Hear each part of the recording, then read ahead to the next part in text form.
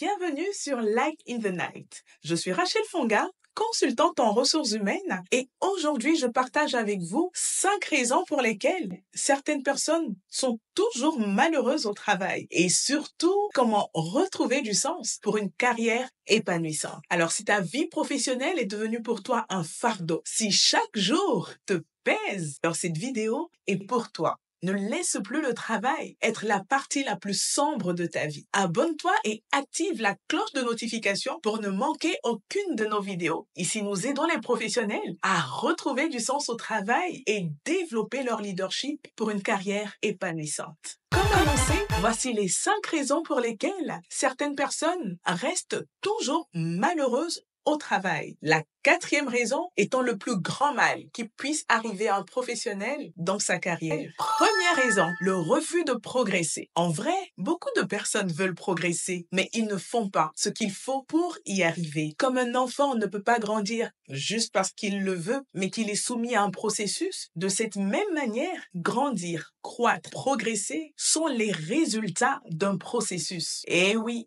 pour être épanoui au travail, tu dois t'inscrire dans ce processus de transformation qui pourra être long et pénible. Mais il est important que tu saches que ta timidité et ton manque de confiance en soi ne partiront pas tout seuls. Les mauvaises relations avec tes collègues ne se résoudront pas seules. Tu dois développer tes compétences émotionnelles et ta connaissance de soi. Passer de la médiocrité à l'excellence est un processus dans lequel je t'invite à pouvoir t'engager. Je le répète encore, la croissance n'est pas naturelle. Elle répond à des impératifs. Si tu veux grandir, peu importe le domaine de ta vie, tu dois poser des actions pour. Tu dois être intentionnel dans ton développement professionnel. Alors la 2e raison pour laquelle beaucoup de personnes sont malheureuses au travail, c'est le refus de pouvoir investir dans son développement. Le succès n'est pas le fruit du hasard. Rien, absolument rien, n'est gratuit dans cette vie. Si tu obtiens quelque chose gratuitement, c'est parce que quelqu'un d'autre a payé le prix pour toi. Le changement, la transformation et l'épanouissement ont un coût en temps, en énergie et en argent. Les livres qui t'ouvriront l'esprit et te donneront de nouvelles perspectives ne sont pas gratuits. Même l'accès à une bibliothèque a un coût. Les séances de coaching,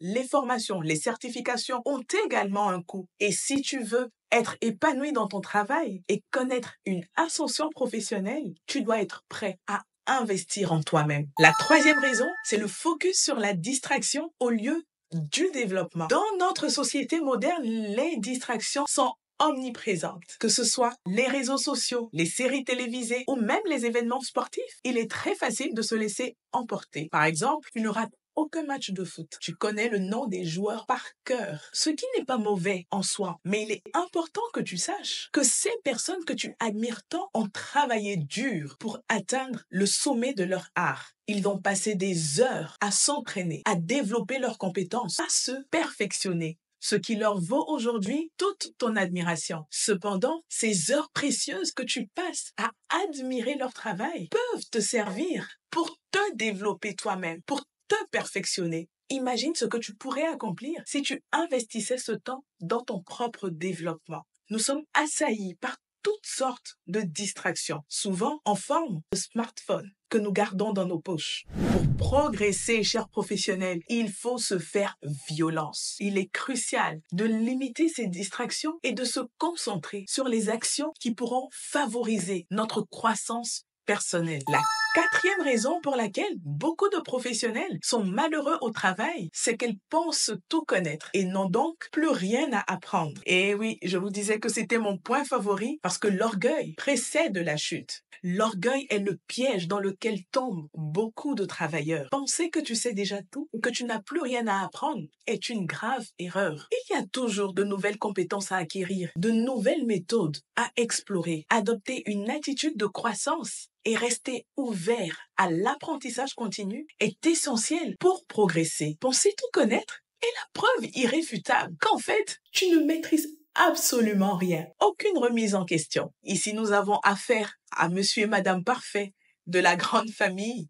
Je sais tout. Sache cependant que lorsque tu penses tout connaître, tu te fermes aux opportunités d'amélioration et de développement. Et cette attitude va te fermer les portes dans ta carrière et t'empêcher de saisir les opportunités de promotion et d'avancement de poste. En revanche, en restant humble, tu te donnes les moyens de grandir et de t'épanouir professionnellement. La cinquième raison pour laquelle beaucoup de travailleurs sont malheureux au travail, c'est juste qu'ils ne sont pas conscients de ce qu'ils perdent en refusant de changer. Aïe, aïe, aïe, l'ignorance, la pire des maladies. Parfois, tu peux observer quelqu'un et identifier facilement tous les problèmes qui l'empêchent d'évoluer. Pourtant, cette personne peut ne pas avoir conscience de toutes ces chaînes invisibles qui la retiennent. Elle se complaît dans sa position en se disant « c'est mon destin » ou « les choses ont toujours été comme ça ». Chaque fois que tu refuses de sortir de ta zone de confort, tu perds une chance de te développer, d'apprendre quelque chose de nouveau et de progresser dans ta carrière. Tu perds une opportunité de promotion, tu perds de l'argent, tu perds